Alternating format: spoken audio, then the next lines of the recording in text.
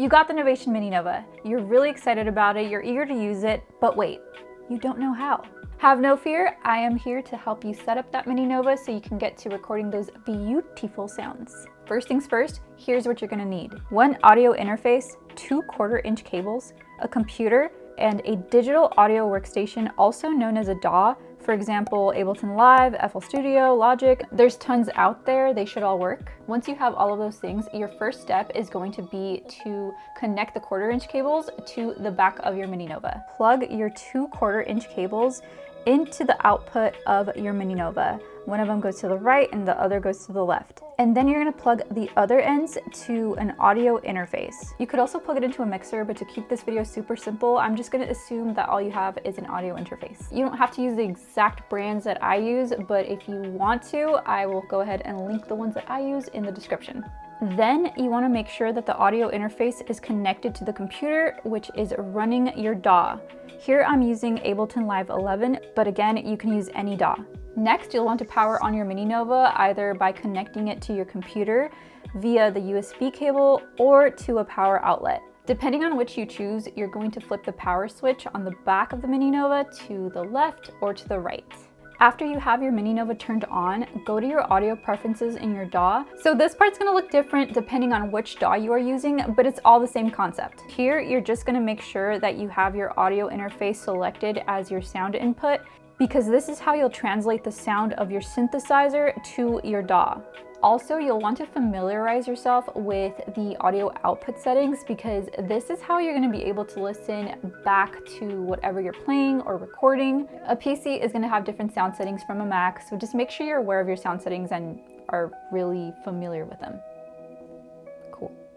So if you have monitors that you want to play back the music with, you are going to need to choose your audio interface as the output and then make sure that the audio interface is connected to the monitors. But if you don't have monitors, it's all good. You can also just choose the computer speakers to play back the sound, or you can use headphones. Once you have all of that figured out, go into your DAW to get your audio track ready. Right here, I'm going to click 1 and 2 so that the sound is coming from both my input 1 and 2 from the interface. Arm your track. And bam, you've got it. You can start playing sounds and you can start recording music. You are good. Realistically, you might still have some questions. So I'm gonna be answering some of the most frequently asked questions that I get about the Mininova, starting with question number 1 from Warrior for Christ, who says, "Great video, thank you. Question, can you use normal vocals with that mic? Thanks." By normal vocals, I'm assuming that you mean dry with no effects, like the main lead vocal. I wouldn't recommend you use the vocoder mic for that. It's just not really meant for that. You can actually get some pretty affordable mics out there that will give you a really good quality vocal recording. I'll actually go ahead and link some microphones that I use, as well as some video mic reviews that I've done. How I personally use the vocoder is I either will just use the vocoder by itself and kind of sprinkle it into the track, or I like to layer it with my main vocal. I'll link a video so you can see what I mean. It kind of just beefs up the vocals, gives it something different, but I definitely use a different mic for recording the main vocal, and then I'll just layer the vocoder on top of it.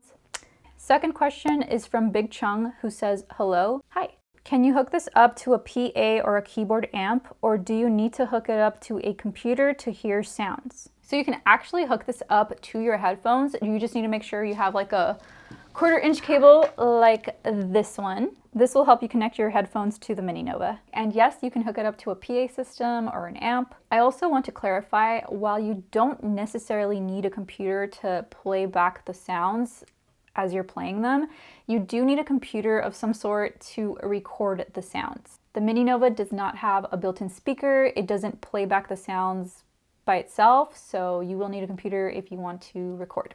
Third question we got here from MH, who asks, "Does this have a drum machine or any way to trigger percussion?" I get this question a lot actually, and the answer is no, it is not a drum machine, although you can add some percussion sounds to it. It's nothing like, for example, a Native Instruments machine. So hopefully that clears that up. If you guys have any more questions on the Mininova, then leave a comment down below and I will try to answer it to the best of my abilities. Also, shout out to you guys for helping each other out in the comments. I noticed that a lot of people answer each other's questions in the comments before I even get to it, so that's pretty cool. Love that. One last thing I want to say is that everyone starts somewhere. Don't get discouraged. I remember when I first got the Mininova, it wasn't until I learned how to record music on Ableton Live that I really started getting the most out of my Mininova. But it really did take a lot of patience and just believing that I could learn how to record, and not only how to record, but also make a song that I actually like with it. My advice is to always keep learning, never be afraid to try something new, and most importantly, have